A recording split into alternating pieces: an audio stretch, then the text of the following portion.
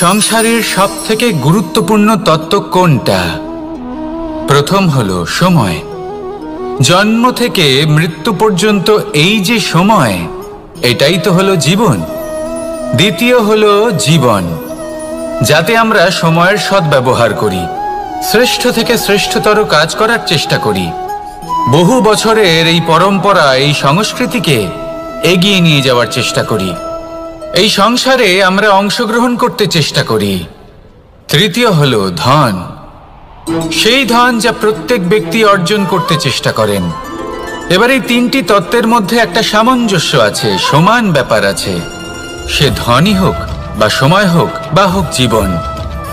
আর সেই সমান ব্যাপার হলো যে যদি আপনি এটা গণনা করতে থাকেন তাহলে তা কমতে থাকে, যদি আপনি এটা ব্যবহার করেন তাহলে তা বাড়তে থাকে।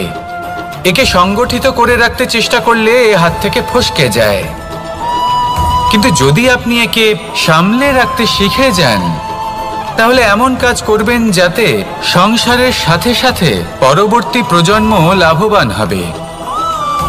যদি কিছু শিখতে চান তাহলে সামলাতে শিখুন, গণনা করা বা সংগঠিত করা নয়। আসুন আর আমার সাথে ভালোবেসে বলুন, রাধা রাধা।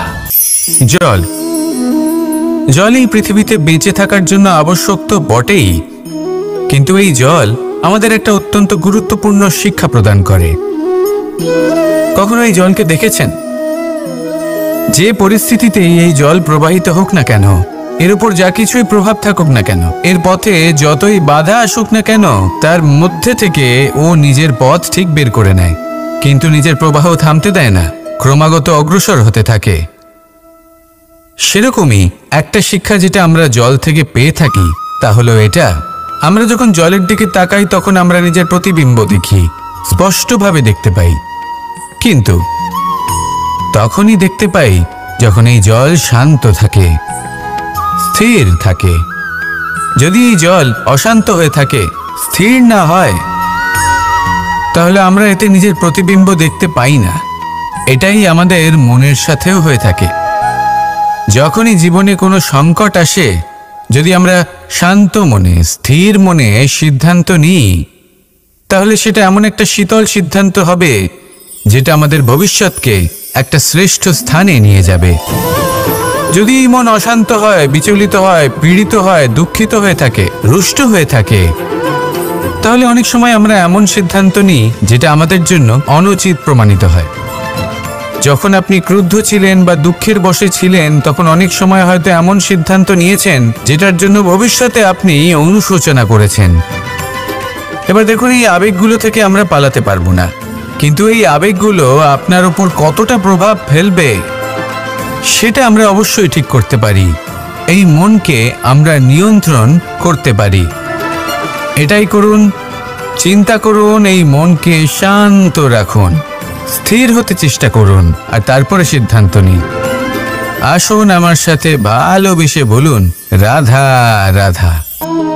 ধন হলো কারোর জন্য মোহ, আবার কারোর জন্য মায়া, কারোর জন্য হয়তো ভাগ্য, আবার কারোর জন্য কর্মের পারিশ্রমিক।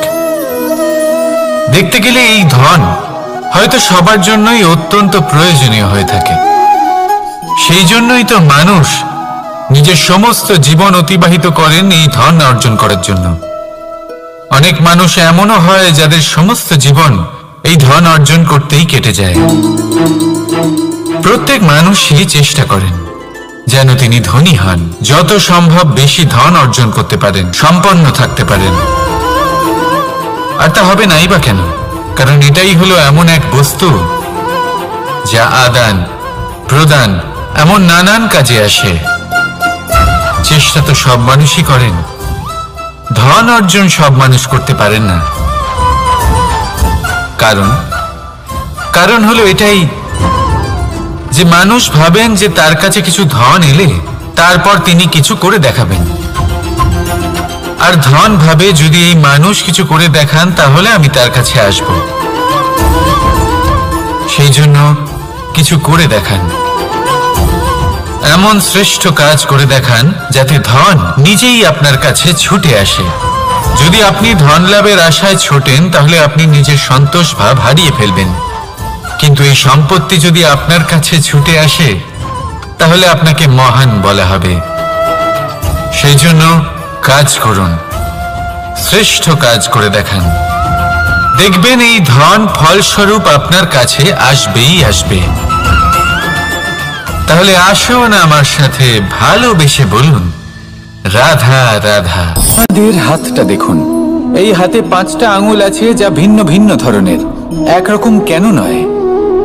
কারণ হলো প্রত্যেকের নিজের নিজের গুরুত্ব আছে, নিজের নিজের মাহাত্ম্য আছে। এরা ভিন্ন, তাই একত্রিত হয়ে মুষ্টিবদ্ধ করা সম্ভব, যার দ্বারা আমরা আত্মরক্ষাও করতে পারি আবার আক্রমণও করতে পারি। যদি 5টি আঙুল সমান হতো তাহলে মুষ্টিবদ্ধ হতে পারত না, নিজেদের মধ্যে বিভ্রান্তির সৃষ্টি করত। এবার এরকমই কিছু আমাদের সংসারেও হয়।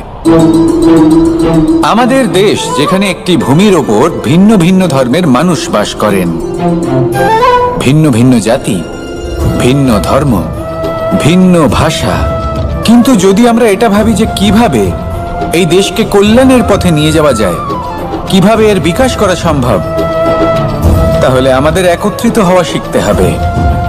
যেইভাবে 5টা আঙুল একত্রিত হয়, মুষ্টিবদ্ধ হয়, সেইভাবেই আপনার যে ভাষাই হোক, যে ধর্মই হোক, যে জাতি হোক না কেন, ঠিক আছে, আবশ্যক হলো আপনার নিজের কর্মভূমির সাথে, আপনার ধরিত্রীর সাথে যুক্ত থাকা, সাথে থাকা। তবেই দেশের উন্নয়ন সম্ভব, তবেই এই দেশ স্বতন্ত্র থাকবে, সফল হবে, আর এই মন প্রসন্ন হয়ে বলবে, রাধা রাধা। সাথী, সাথী এই শব্দটির ব্যাখ্যা কে কিভাবে করে? মিত্র, সখা, বন্ধু, কিন্তু অর্থ একটাই। তিনি যিনি আপনার সঙ্গী হন আর তিনি যার সাথী আপনি হন। এবার সব থেকে বড় প্রশ্ন হলো এটাই যে তিনি কে হতে পারেন যাকে আপনি আপনার সাথী বলে মেনে নিতে পারেন, নিজের সখা, নিজের মিত্র, নিজের বন্ধু মেনে নিতে পারেন।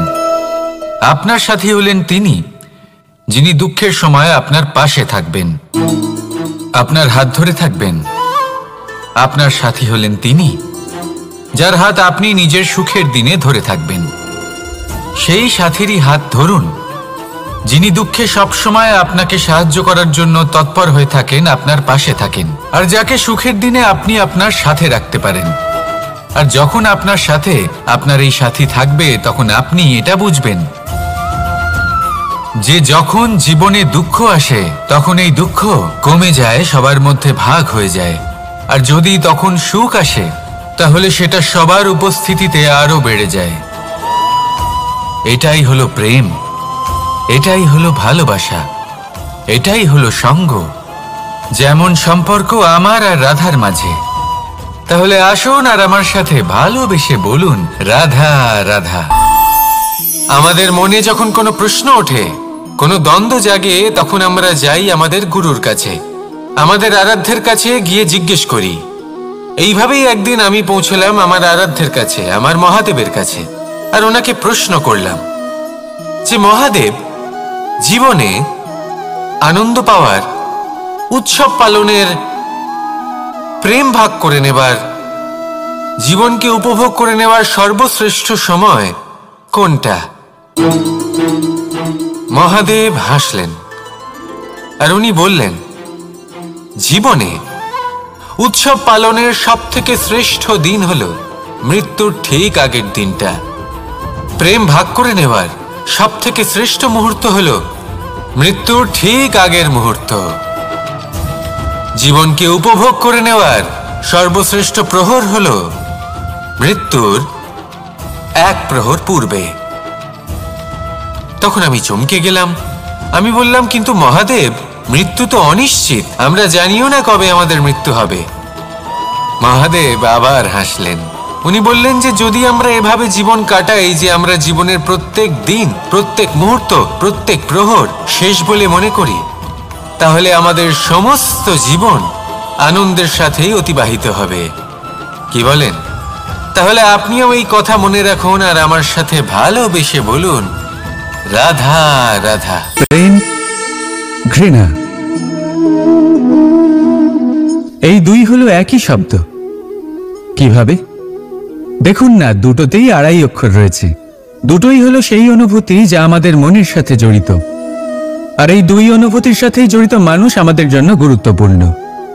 পার্থক্য শুধু এটাই যে প্রেম পায় সম্মান আর ঘৃণাকে করা হয় অবজ্ঞা।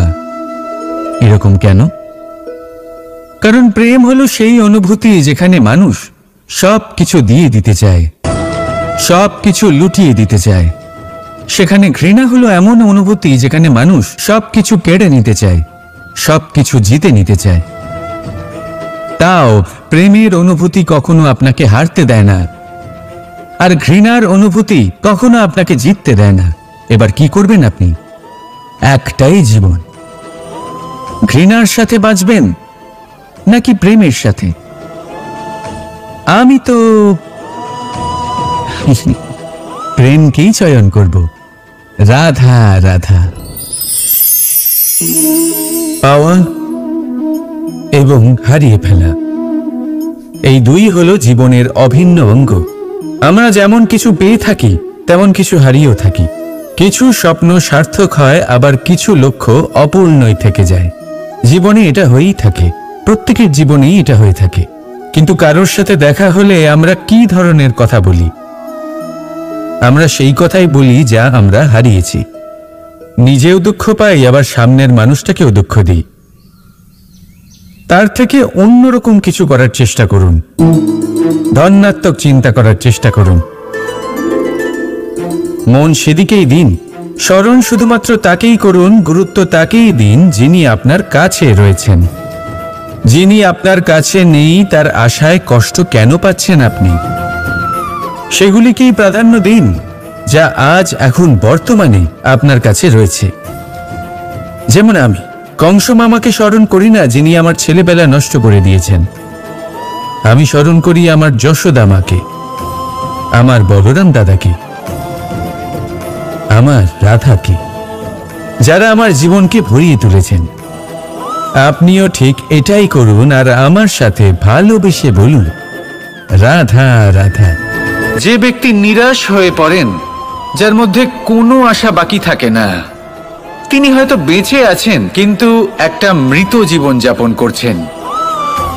তাই এই আশার সঙ্গ কখনো ত্যাগ করবেন না।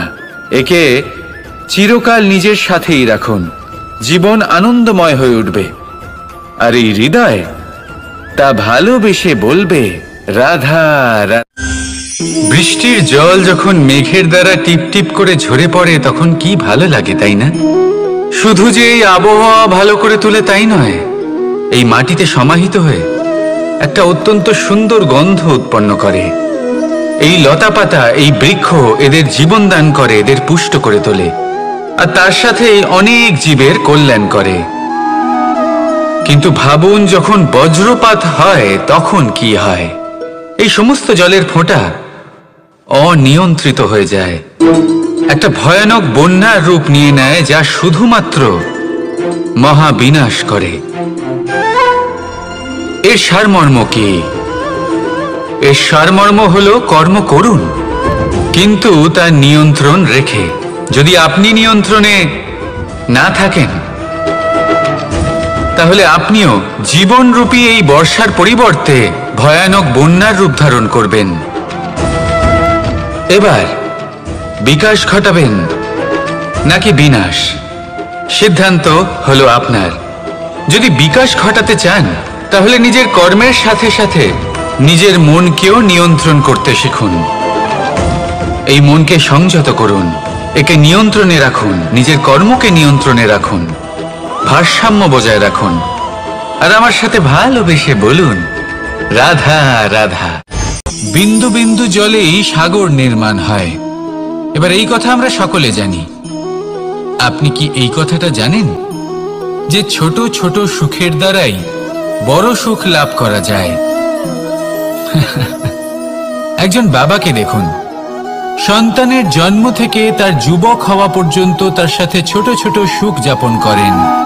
এই ছোট ছোট সুখগুলি তাদের প্রেমের সম্পর্কে গভীরতা নিয়ে আসে, এবং প্রেমের এই গভীরতা তাদের জীবনে বড় সুখ নিয়ে আসে। এটা ঠিক সেই রকম যেরকম বিশাল এক সমুদ্রে, গভীর এক সমুদ্রে অমূল্য রত্ন খুঁজে পাওয়া যায়। এটাও ঠিক সেই রকমই।